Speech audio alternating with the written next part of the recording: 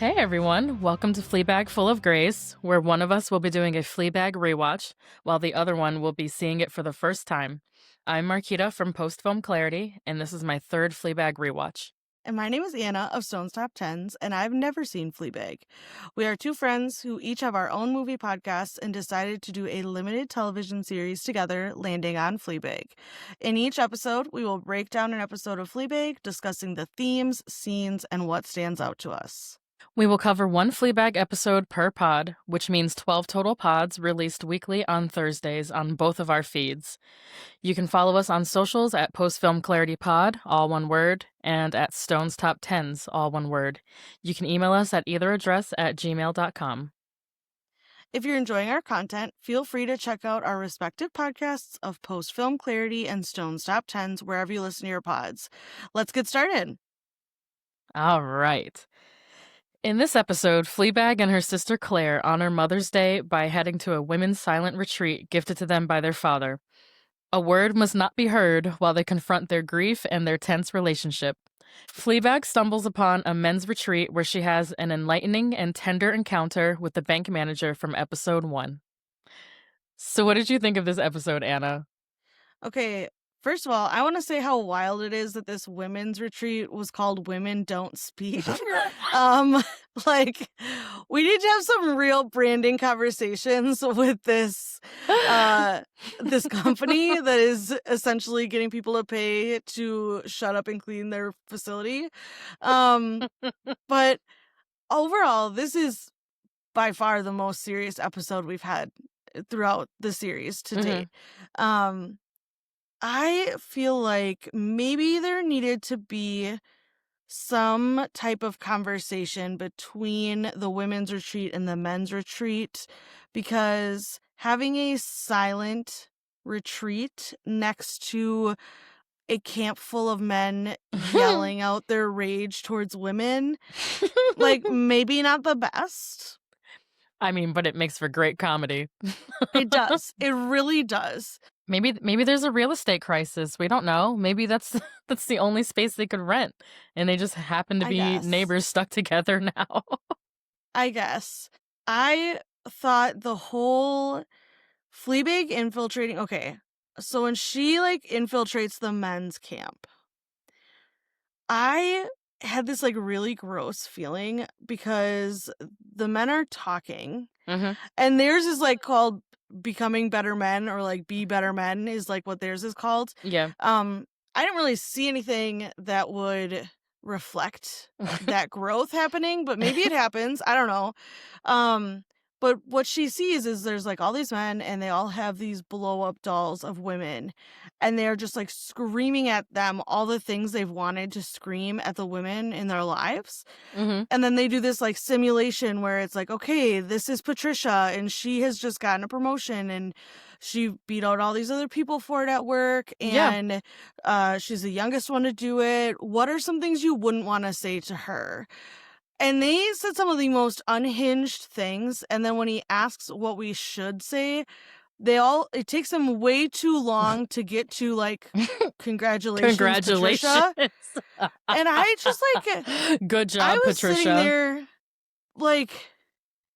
is that really how men feel about the women in their lives? Because is that A lot really of how them, all yes. men feel? Because Not all. Not. Oh my God. Ah! ah! I can't believe that just came out of your mouth. Not all men. Oh my God. Delete this from. I want this stricken from the record. Wow.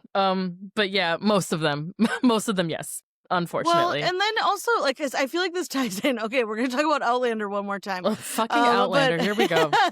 I was watching an episode of Outlander today, and it's in the 50s, 40s, 50s, and, it's the traditional 50s housewife and her spouse situation. And again, they just these, not the main characters, but these people that they're having dinner with are just talking they absolutely hate each other. And it's one of these things where this trope of like men hating their wives and Mhm. women hating their husbands, Ugh. I don't understand because like I love my husband. I think he's great. Yeah. Um so That's like why every you time that married comes him. up, I'm like, I like, is this really how a lot of people feel? Because like there's been that whole slew. One of my favorite things that has ever come out of TikTok is the current Hamilton trend of Hamilton like climbing out the window because he hates Eliza 'Cause so he much. doesn't wanna talk to his wife. Yes.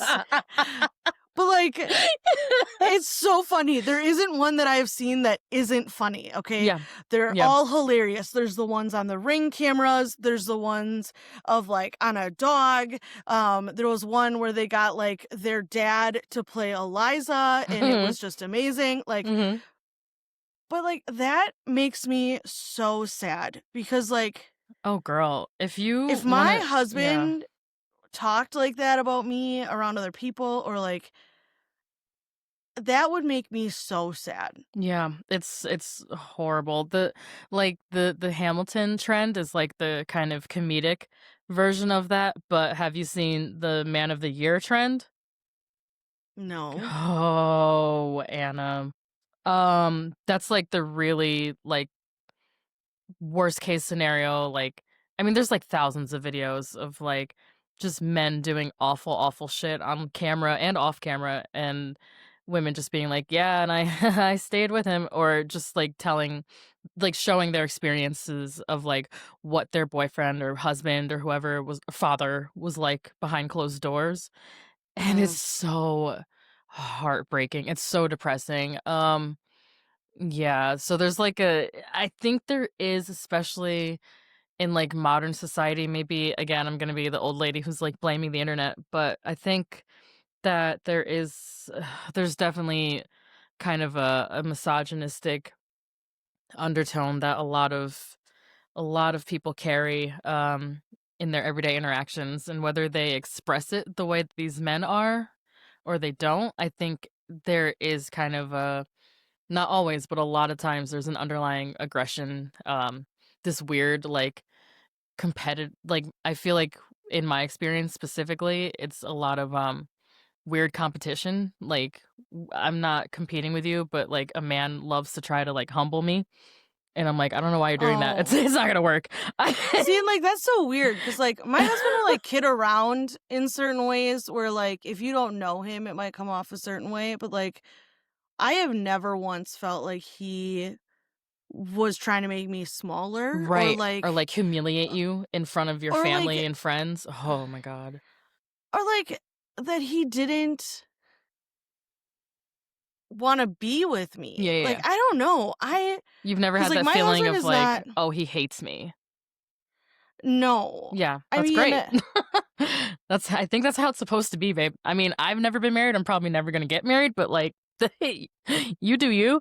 I just I know. like, there have been instances just, like, where humor gets crossed, like, where someone's humor like, sometimes his humor isn't the same as mine, but we talk about it after. Yeah, Like, and then there's a discussion. right, and you're like, "Hey, that wasn't funny."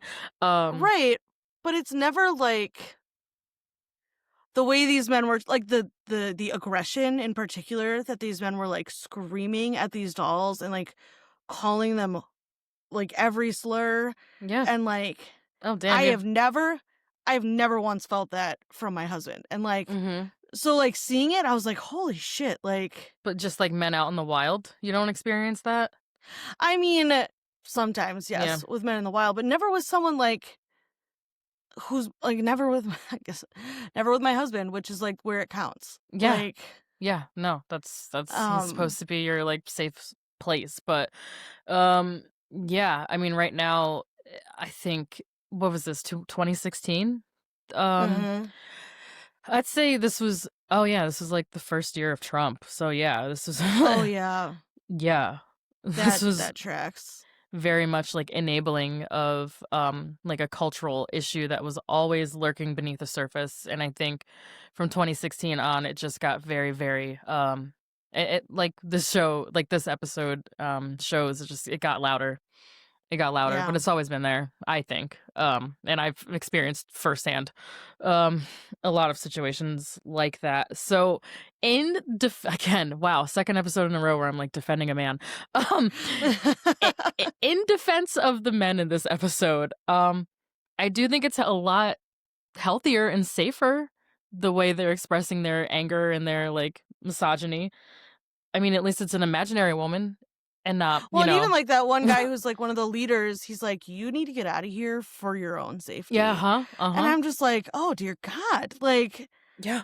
It's an imaginary woman. It's a blow up doll. It's a place where they can put that rage that isn't, a real live human being. So it kind of I think it was like kind of a relief to see men expressing that, especially like only towards and around other men. Like y'all go mhm. out to a retreat somewhere and deal with that on your own. I don't need to be a part of that, and you need to sort the shit out amongst yourselves. Like, I don't want any part of it. So I thought it was like an interesting concept. Yeah, exactly.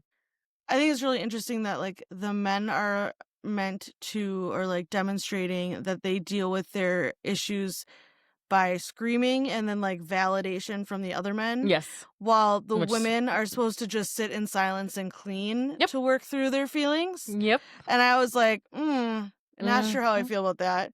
Um, we need to scream too. Yeah. Uh, But it's a lot less acceptable for women to do so. I think that's like correct. the point that she was making, with that juxtaposition of those two retreats, like women have to be soft and silent and nice and clean and, subservient, and men have to be loud and violent and angry and expressive in order to grow.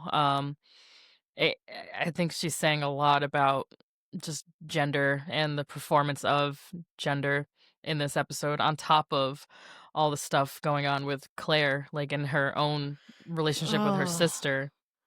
a lot happened with Claire in this episode. Mhm. Before we get into the more serious stuff, I want to touch on uh their like little sibling fight in the car, which was like so sibling Oh, coded. the opening? Yes. Yes, so funny. And then there's one part like in the montage of them in like the silentness, the silent activities, and they're like in the meditation room and they have to touch hands, and she's like, "Oh, she's gonna hate this," and then she physically shudders. And that is my best friend. My best friend is not a hugger. She is not. I think we've hugged like twice ever. Oh, she's a touch um me not. yeah, and so, like, and I'm a touchy person. Yeah, me too. I've had to really adjust, and that's why I got 2 super cuddly dogs, because, I get all my physical, like, cuddling from them. Yep. Um, but that moment was just like, oh, I could totally see that happening with Jenna. Um, but we get all the revelations, right? So they get, like, put in a timeout. um Mhm. essentially in like the principal's office, uh and we had Claire reveals that she got the job in Finland, which like Fleabag, such an asshole, like didn't realize this was even happening, and she's like, "What job in What Finland?" job? And I was like, "Oh my God, Fleabag!" Like, She does not listen. Again, typical little sister behavior, just like in her own world, not even paying attention to the fact that her sister's about to like change her entire life and like wants this thing so badly, even though she mentioned it in the last episode, like hmm at her birthday party.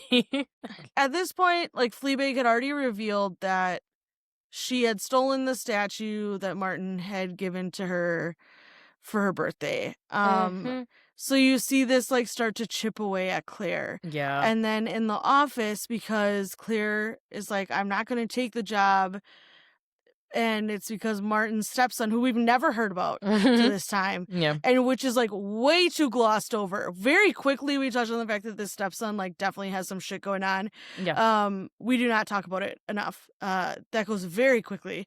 Um, but then Fleabag is like, "He tried to kiss me at your birthday." Yeah. Uh, and it just the way that Claire is like, "He did?"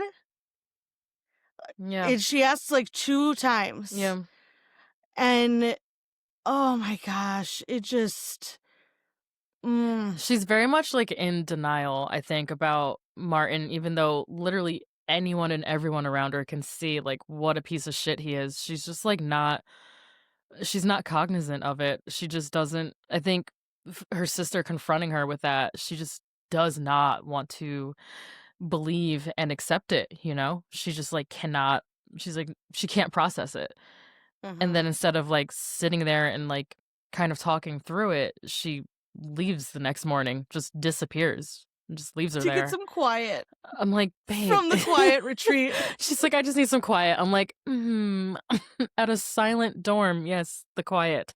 Um, yeah, I feel God, I feel really, really bad for Claire, this episode, and you'll see some more with this going forward. It's just I think this was a really great Claire episode. I also think that Fleabag had, like, a great moment we'll get into later on. But what else was, sticking out to you for this like, what else did you catch on this episode? The one other thing I wanted to mention, I thought it was really interesting, this was very brief, is, like, in one of the guided meditation sequences, the woman who is allowed to talk is like, think of a tense memory, like, think of something that is conflicting and Fleabag thinks of a sexual memory. Mhm. And then she goes, "Think of something that is peaceful," and she thinks of, a moment with Boo, and it's like a moment where they're talking about, like, "If you could change anything in the world, what would you change?" And Boo says her thighs, and then Fleabag says her face, and, Boo says something like, "Oh, you're always self-conscious about your face, but you have such a beautiful nose." And it's like this slip of the tongue where, like, she's calling out what Fleabag is feeling, and she's like it's this moment that happens with a friend where, like, they're being honest Mhm. and, like, it can cut you to your core, but, like, I thought it was really interesting given on, like, all of the, uh, like, sexual encounters we've seen Fleabag in so far that, like, that Mhm. is what she identifies as, like, a tense situation. Yeah, Um, just that interaction you think was like yeah, I wonder why that came to the forefront for her, like, mhm. I don't know, it just seems so innocuous, you know? Right, like, if I'm in that situation and someone's like, "Think of a tense moment." I'm gonna think of, like, an argument or, like, an accident. Mhm. Like, I was in a car accident last year, like, that would fit, Same. like, that feeling. I Yep. would think of, like, having a panic attack, Mhm. uh, and I just thought that was interesting that that's what came to her the forefront for Yeah, her. I would probably think of work or, like, Mm. severe conflicts I've had with either, like, friends or family or something. Like, I it would not be, someone it probably wouldn't be someone commenting on my looks at all. Like, that's not something that even, like, really gets to me. I just Well, such, like, like, a that's her good memory, right. like, I don't know. It's just such, I like, a just thought that was interesting. yeah. No, I think it's good of you to call that out. Maybe it's speaking just overall to, Fleabag's insecurity. Maybe, Just yeah. maybe Or it's even just that, like, she's using her sexual exploits as a, like, distraction from this tension or, mhm. like, grief that she's feeling. Maybe, okay. Oh, I I don't like know. that. Yeah, we'll have to see how that plays out. I do love how as we get each Boo memory, that I feel like through the memories of Boo, we are learning so much about Fleabag herself, Mhm. even though I mean, simultaneously, we're learning about Boo. I just love the way they're interspersed and, like you pointed out, when those memories kick in and what they are and what we learn about each of them, through that time period. It's so fascinating, like, what what's stuck with, Fleabag after Boo has passed away. Mhm. I love this episode as far as I think this is another great, like, Boo flashback episode. She feels so alive, you know, and so, Well, it's only that one, right? yeah, it's It's just just the one of them talking yeah, but it just she and, like, feels laughing. mhm. I think that's what it is. Mhm. It's such a positive memory, and she just feels so warm, and I think the more attached as a viewer you get to Boo, like, the harder that loss hits you Mhm. as well, and, like, you empathize with Fleabag a lot more throughout this series because 'cause you're like, "Damn, if I lost someone like that, I Yeah, fucking get it. I would be losing my mind." Like, how exactly. can you not feel for her? Oh, I was wrong. There are 2 flashbacks. The other one is where she gets the AAA batteries out of her, Oh, the uh, batteries. Yeah, you're right. I was the like, batteries. yes. Oh god, poor Claire. What stood out to you this episode on a Okay, rewatch? so, I love this episode. I think maybe I just wasn't in a place where I could receive it the other 2 times I've watched this, but I loved all the stuff with the bank manager. Mm, I loved it. okay, I feel like that, like, heart to heart I mean, it's not even heart to heart, she doesn't talk, you know, for most right. of it, but that moment in the backyard, just the 2 of them smoking cigarettes, and he's, like, apologizing and, like, Mhm. being so, like, vulnerable with her, but also, like, just spilling his guts, and I don't know, it made me look at him a lot differently just, like, as a man, like, he's like, "I know I fucked up, I just wanna get better so I can go home and, like, hang out with my wife." I was like, "Oh, Yeah. oh my When god." he's like, "I just wanna take the dishes and Yeah, put them in the dishwasher and then watch her use those dishes," and, and like, know that I did a good job and I did something nice for her. Oh, I, my heart.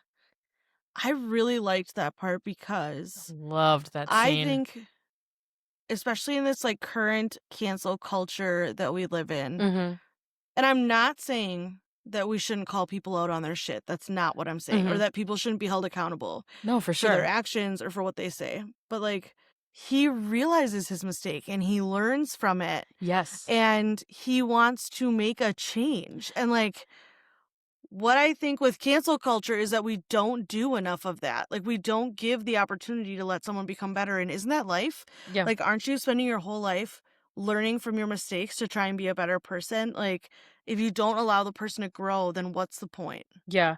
Once he, like, takes accountability for his behavior and apologizes and basically just talks through why he even got to that point and where he's coming from, I think you can see, Fleabag's face kind of, like, soften, and she's just like, Mhm. "Oh, you're just a guy, like, you're just a guy. You're just an angry Well, little like, she guy." loses, like, the first time when she, like, zips her lips, like, I'm not gonna Mhm. talk to I'm you, not it's talking. done kind of snarky. Mhm.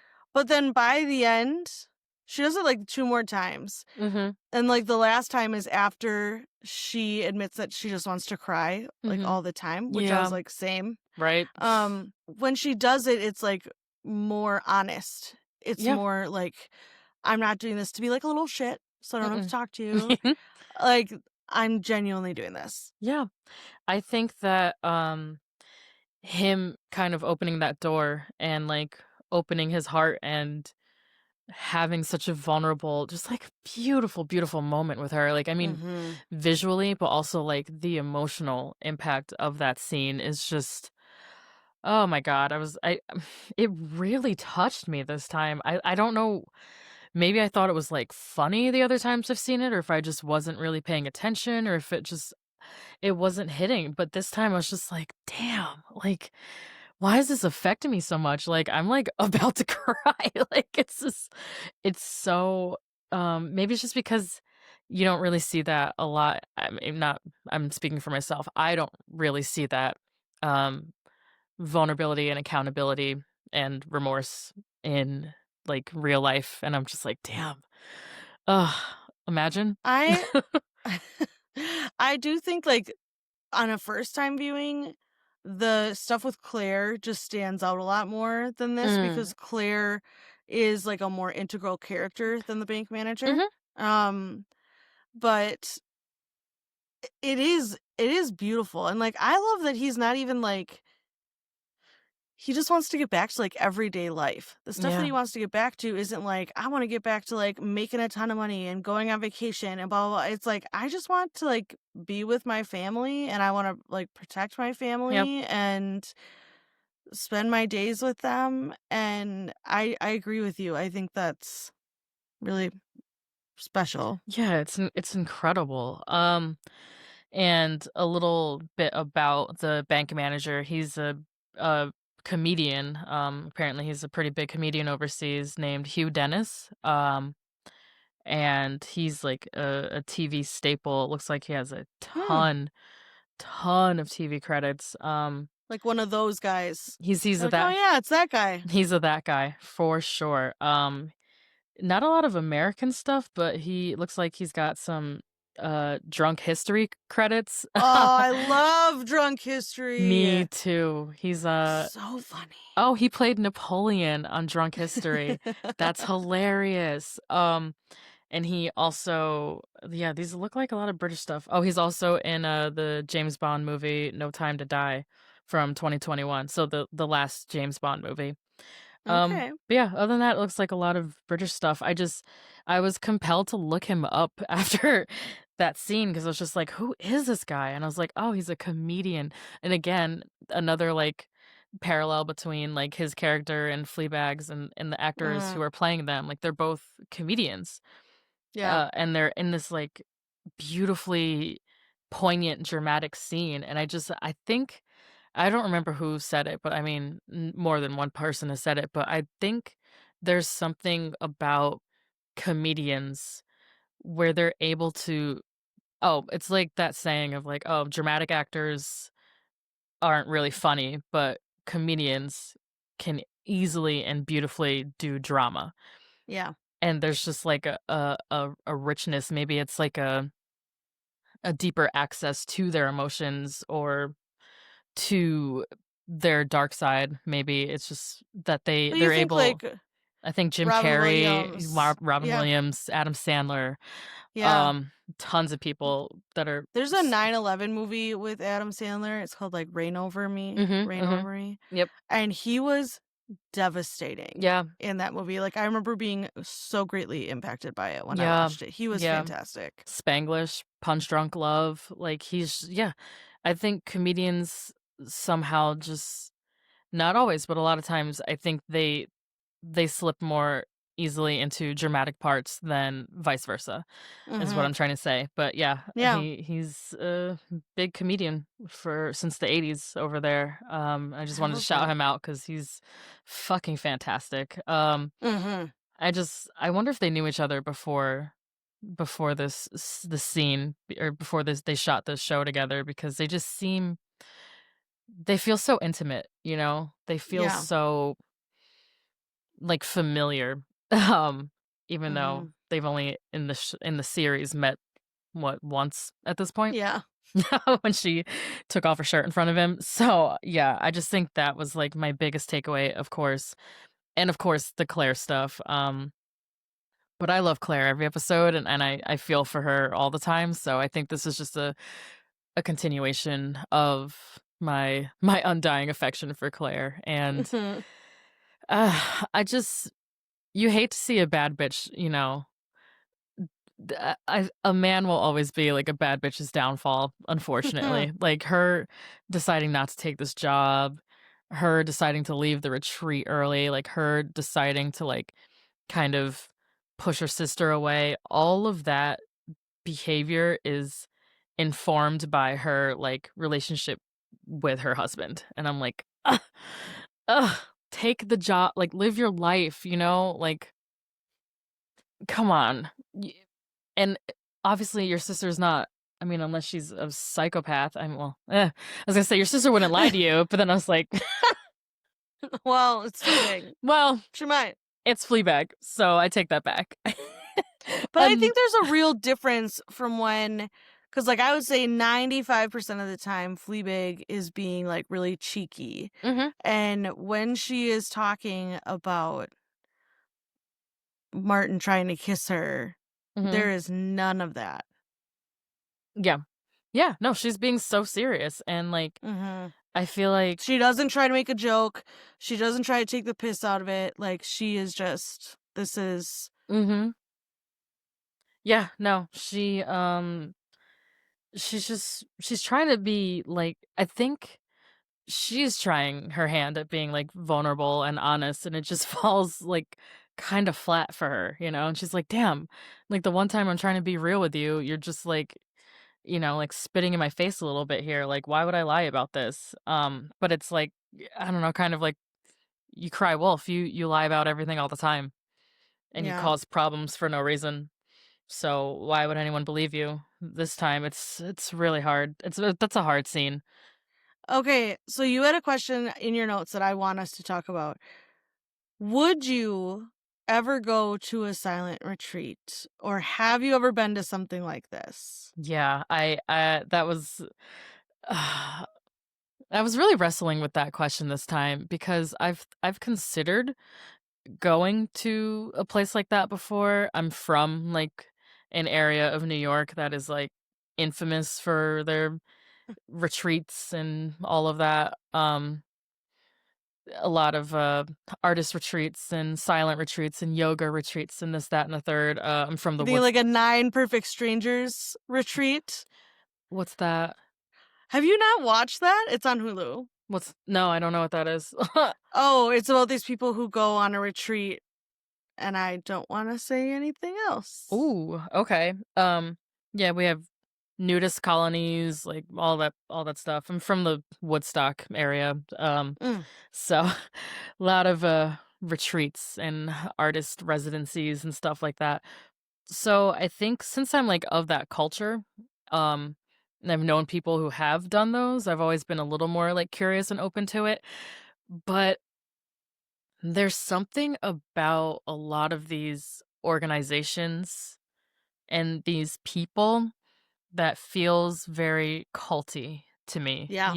and I think that's my biggest reservation is, like, I don't know, I are you gonna try to get me to, like, quit my job and, like, live in the woods with no phone forever? Like, are you trying to move me in here to clean your house? Like, this is I have, like, a deep mistrust of, like, these types of spiritual advisor, I took a class on cults, actually, a film class with a lot of reading components as well.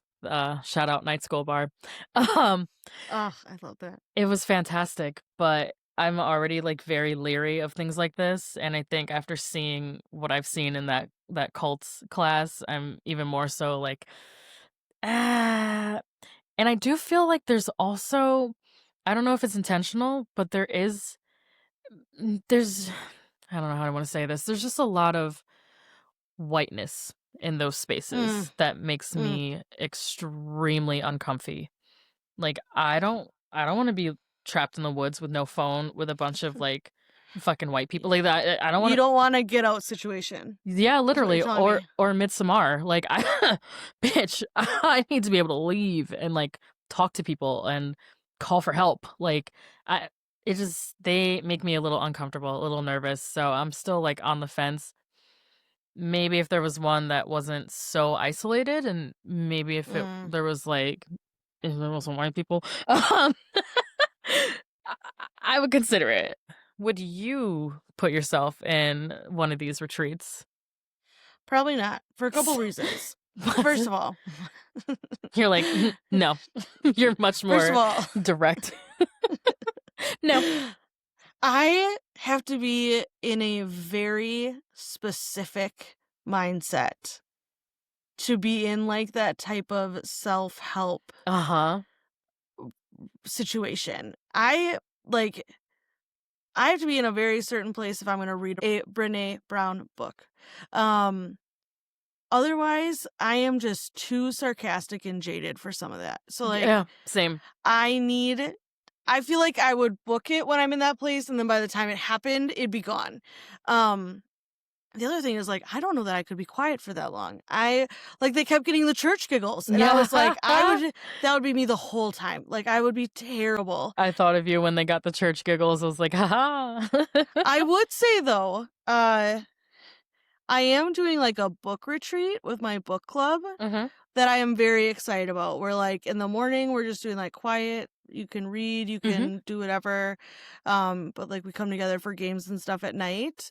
I stumbled across a TikTok for, like, a not girls, it's, like, a women's only summer camp in France where you Mm-hmm. can, like, go stay in a chateau, and it's, like, only women, and you have, like, all these different activities you can choose from, or you can just relax, and, like, that I would Whoa. do. I Yes. just don't know if I am a mentally healthy enough person to take seriously a self-help retreat. I also, and yeah, I get it. I'm also very dubious of like self-help and, like I said, the like quote unquote wellness vibe of a lot of these places. I don't buy it. You're just it just feels very like snake oil salesman to me, and a lot of just like preying on people's like insecurities and vulnerabilities, and Mhm. you get there and it's just scrub this floor and don't speak, and it's like, okay, what is this doing for me? I Like, also hate cleaning, so, like, that'd be a girl, real deal same. breaker. Oh my god, same. I mean, I do it, but like it's just a pain in the I'm like not good at it. I don't want to pay to clean. Like I want to get paid to clean. I'm not paying you to I don't bring me wanna somewhere clean. to clean. Like that's wild. Yeah. Um yeah, I feel like I would be much more like unserious in a situation like that too. Like you and I, if we were in a place like that Yeah. together, Jesus Christ. We would be we'd be kicked out. Faster than they Th were. th Yeah. They'd send us to the men's camp. Yeah. Like, Probably. we wouldn't make it past the first night. Can you No. imagine? No, you're Absolutely right. not. We'd make it one day, I think. It's just like, come on. Like, oh man, it's just so silly, and it just I cannot get the like cult imagery out of my head of a lot of these I think if it places. works for someone, like, if that stuff works for you, awesome. Mhm. Like, ascribe to meditation. I think Mhm. that that works. There are For sure. certain I practice things that I yoga. think work. Yeah. Yeah. But, like, I'm not gonna, like, yuck someone's yum if that's what they wanna do. I just don't think I could do it in good faith. Right. Yeah, I think that's where I lie with it as well. I don't trust the people around me, and I don't think that I don't feel like I would find it beneficial, you know? But I think it is a great question worth asking, so that's why Yeah. I put it I in like that you there. put it in there. Thank you.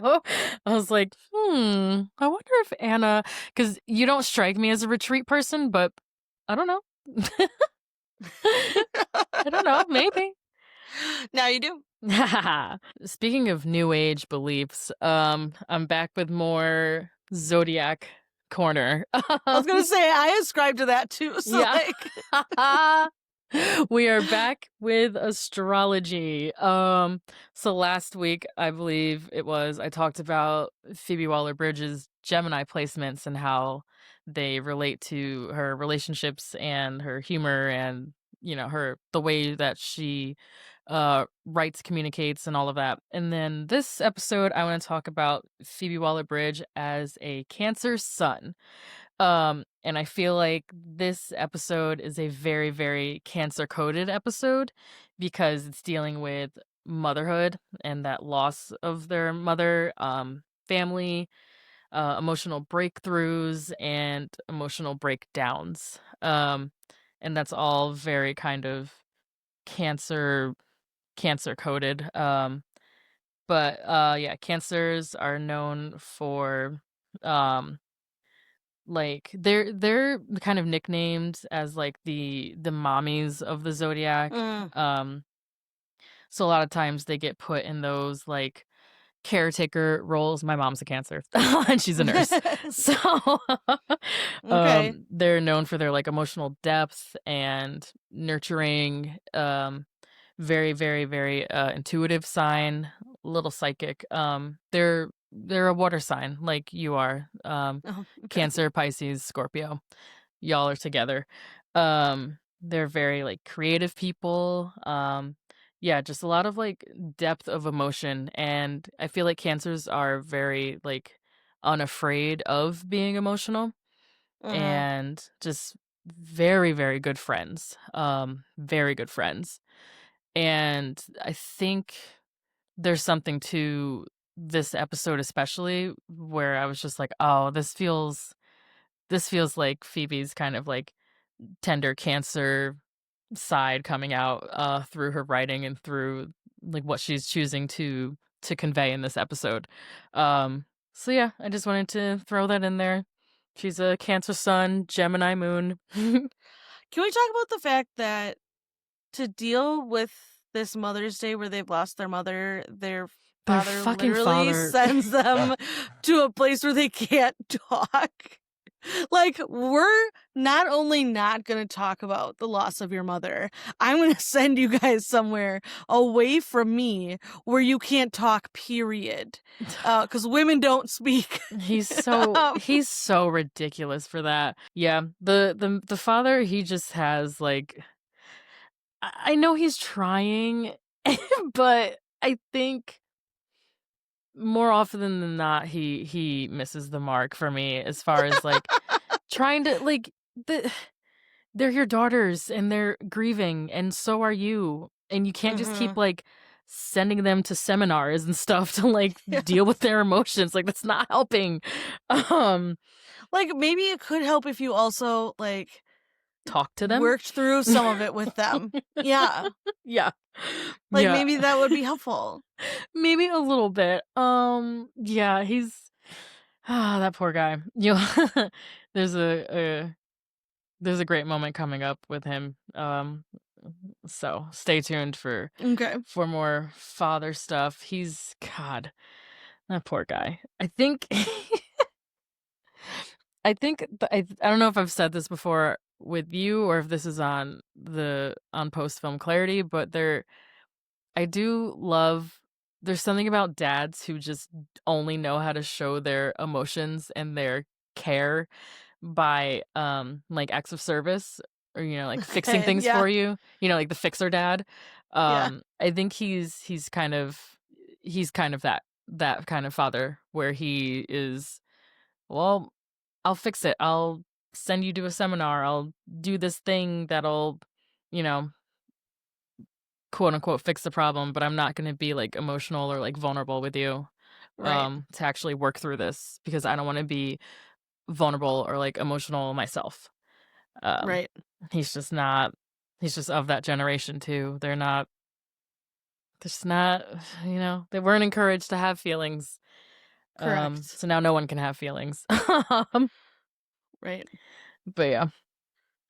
So we don't have a lot of like new characters in this episode. Mm-mm.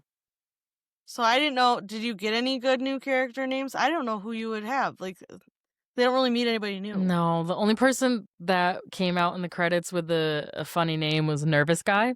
But which one is Nervous Guy? Is that the leader who's like, get out of here I for think your that's own yeah. I think the safety? one with the like bugged out eyes who's like, "You have to leave." Yeah.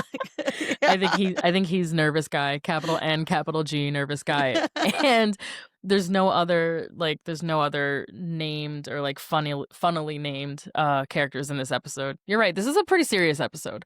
Let's be Um honest. If I were to have a Fleabag-esque name, it'd probably be Nervous Girl.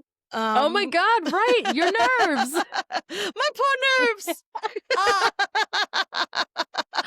Yours would be Nervous Girl. Oh my god, what would mine be? Oh, organized girl. Overachieving girl. Ah. I wrote a 50-page manual on how to use Riverside Girl. I've been tracking my period for 11 years, girl. This is me relaxed, girl. Statistics, girl. Goddamn. You didn't have to eat me up like that. Jesus Lord. I can't help it. Speaking of which, the best fourth wall break in this episode, is right after Claire has her like her meltdown because Fleabag's making fun of her driving, and Mhm. Fleabag just looks at the camera and goes, "It's fucking psycho." That is so real though. Like when you're stressed and someone's like picking on you and you're lost, now is not the time to be making jokes with me. Shut the fuck up. Can't There do were so this. many things in that car ride from, like, I'm terrible at directions. Yep. So, like, Fleabag thinking she has the directions, but then not having the directions, and then Claire being like, "Just look on your phone." Um, that was very Quickest much way to me. piss me. Tell me left or right and when, or shut up. Then, I don't want to hear you. when Fleabag takes like, is holding onto the "oh shit" handle, Yes. um, that, 'cause, like, listen, I'm an adequate driver, Mhm. okay? She says I adequate. I Very may have been known to pointedly. take a curve too fast, okay? So I felt one of my friends, every time she rides with me, she is holding the "oh She shit" grabs the bar. handle. Yes. I gotta say, other than my mom, who's just like dramatic. Actually, she doesn't do it anymore. But when I was younger, my mom would always like hang on and like flinch when I hit the brakes and just be Yeah. a dramatic mess. I'm like, girl, I until 20. uh, Fast forward 20 years before I've ever gotten in a car accident. Um, but you would have thought I was gonna like drive her off a cliff every time I was behind the wheel. I was like, I'm a really good driver. Like it is known. You can relax. She's the only person in my life who's ever really like grabbed the oh shit bar on me. So I mean, my mom point does of that too, pride. Yeah. but That's just also like a my friend mom Tracy. thing. Oh. Um, my fourth wall break, I love your fucking cycle one. Yeah. That is perfect. But you had that, so I was Yes. like, okay, what do I take? There is one moment when, she's trying to find Claire, that next morning, which, like, okay, can we talk about the fact that when she gets into bed after the talk with the bank manager, she decides to go get into bed with Claire, and, Mhm. like, they had just been talking about the fact that they used to, like, sleep, like, tips to toes or Mhm. whatever, Mhm. um, when they were younger, and, Yeah. like, Claire just, like, grabs her arm and snuggles her, like, so Mhm. sweet. Uh, but then she I wakes up love that alone, scene. Oh. and she's trying to find her, and there Mhm. she, like, gets down to the ladies, cleaning, and she just, like, yells, like, "Has anyone seen my sister?" And they direct her to the stupid The chalkboard where chalkboard. someone the day before had written, "I've been stung by a bee." Um, and I then it's didn't like even catch that. Claire's. Oh my gosh, because like there's a woman outside, like when they're outside, like cutting the grass with scissors. And there's a woman Oh. like dancing around because she's obviously being chased by a bee, and Oh she's my like, god, that's ah! right. And then the lady's like, shh. So then I she totally forgot about that. Oh my god, so writes on they the call it back. board, "I've been stung by a bee." That's Um, hilarious. I love all the little sight gags in this show. yeah. Wow, you picked up on one I have not even I guess I've never even acknowledged on my third Oh, it was so watch. funny. That's Um, hilarious. but my fourth wall break is like when Claire gets to the chalkboard and sees the note from Claire.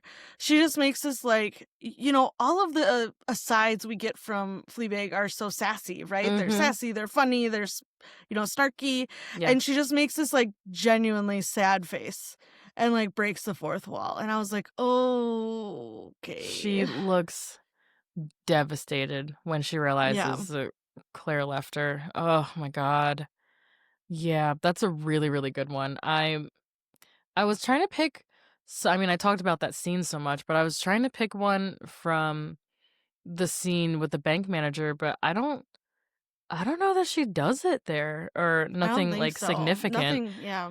Um so yeah, those are our two favorites. I think yours is a good pull too. It's a different flavor of a fourth wall break in this episode. It's just much more somber. Yes. So, what was your favorite line of dialogue from this episode? Okay, I had a couple. Mhm. Um, there's when they get to the retreat and Fleabag's like teasing her about the batteries. Uh she goes to Claire goes to get away from her, and she goes to go in the bathroom, and Fleabag is like, wait, maybe don't. And then she's like, Claire looks at, she's like, what is wrong with your Oh my insides? god. And as Please. someone who has tummy issues, Yeah, I I was was like, just I gonna ask say that. myself Yep. that all the time. Oh my Like, god, there's no greater pain than like being around people when you're like having tummy troubles and you can't leave. And you're just like, Guys, just don't come in the back. Like, please, it's just just what it is. it Like, is what it is. Like, I'm sorry. my tummy is I'm not allergic to happy. everything. I don't know what to Like, tell you. um, the next one I had is when they're talking about when they used to sleep tip to toes or whatever, and Yeah. Fleabag's like, when we were 10 and cute, and now we're 30 and angry, and I was like, scene, Heard. like Heard. perfection. Yeah. And then when Fleabag is talking to Claire about why she should go to Finland, and she's like, it's the perfect place for your cold, cold heart. Yes. And I was just like, I love that line. I knew you were yes. gonna have that one, so I purposely didn't put that one. That's I knew you were gonna pick that 100%. one. 100%. I love that line too. Which ones did you have? So I had talk or I will scream. When I think that's happening when Fleabag is trying to get Claire to talk to her, right? And Yeah. she's just She's like, I went through your bag and I will couldn't figure it scream. out. Yeah. Very bratty of her, very funny. And just Claire, this is such a heartbreaking line for Claire, but she's like, my husband is my life. And I'm like, oh, but he's ruining your life. And also, would Martin say that? In No, not a return, would chance in he hell. ever say that Claire is his life? No. He said, I don't know who she is, and I don't know what she likes. That's what he says about her behind her back. She says about him behind his back, he's my whole life. And I'm like, Claire. Oh, yeah, I know. It's like that one was tough. It puts a pit in your stomach. You're like, Jesus Christ, you have no idea who you're married to. Or you do know, and you just don't want to acknowledge that. And either way, that's fucking terrible for you. Ugh. Agreed. Claire's so down bad this episode. So coming up, what do you think is gonna happen with Claire and Martin, and any other predictions? Okay, so I feel like my predictions this week are really just hopes. Things that I hope will happen. You're like, I need this. I really want Claire to leave Martin and go to Finland. Mm-hmm. I don't we all necessarily think that will happen, but that's what I want. Now, this I actually would say is a genuine prediction. I do think that we see a shift in Fleabag in this episode, where I think she might, I'm not saying her destructive behavior is going to stop, but I do think she might start seeking out some actual help for her grief. Maybe with a hot priest. We are over halfway through this season, and that hot priest has not shown up, and this is not a 22 episode season. just be patient. I was promised a hot priest. You will receive. Ask and ye shall receive. If you say so. But yeah, you gotta wait a little longer for that. I know. He's coming. Lame. But yeah, I think these are two really good predictions. I can't confirm or deny anything, of course. At least you didn't have to cover your face this time while I said them. No, I was able to keep a poker face this time. So we'll see what happens.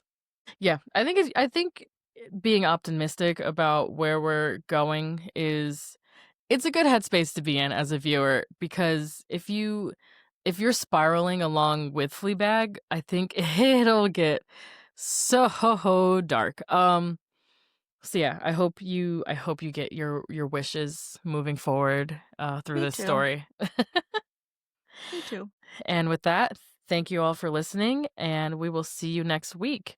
Feel free to follow us on socials at Post Film Clarity Pod and at Stone's Top Tens, all one word for both. And you can email us at either address at gmail.com. Next week, we will be looking at episode 5. Bye. Bye.